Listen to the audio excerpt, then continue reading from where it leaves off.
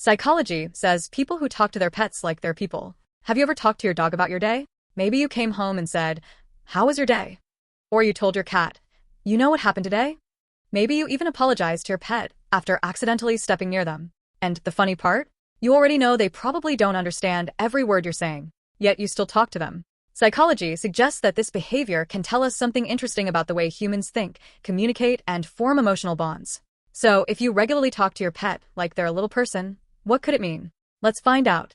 1. You may be naturally social. Humans are social creatures. Our brains are constantly looking for opportunities to communicate, connect, and share experiences. Your pet is often physically present during everyday moments.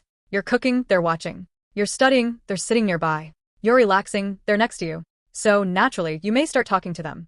Did you see that? Are you hungry? Why are you staring at me?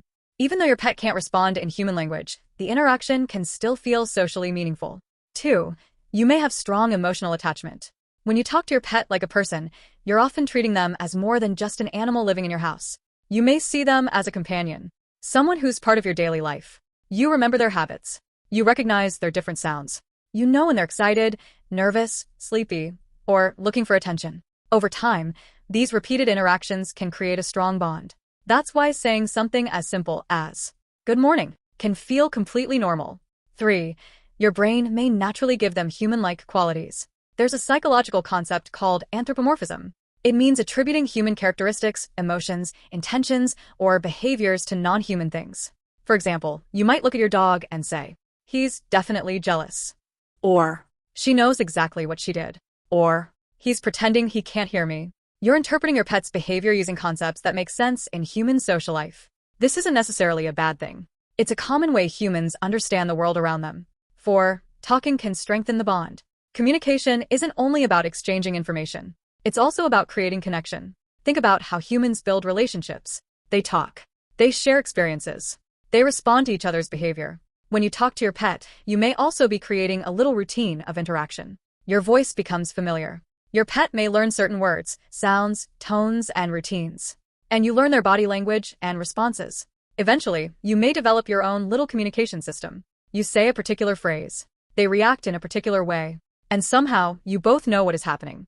5. You may be more attentive to small signals. Pet owners often become very good at noticing subtle changes in their animals. A change in posture, a different sound, a tail movement, a change in energy, a different reaction to something. Talking to your pet regularly can encourage you to pay closer attention to these responses. You may start thinking, "Something seems different today." That doesn't mean you're magically reading their mind. It means you've become familiar with their normal behavior. And familiarity can make small changes easier to notice. 6. Pets can become part of your daily emotional routine. Imagine coming home after a stressful day. You see your pet. You say, "Finally, someone who's happy to see me." You might laugh. You might tell them what happened. You might sit beside them for a while. That little routine can become emotionally comforting. The important point is that talking to your pet doesn't necessarily mean you believe they're literally a human. You can know they're an animal while still treating them as an important companion. Those two ideas can exist at the same time. 7. Why do we give pets human names? Think about how many pets have names traditionally associated with people. Max, Charlie, Lucy, Bella, Oliver. You might even hear someone introduce their pet and talk about them like another member of the family. That's another example of how humans incorporate animals into their social world.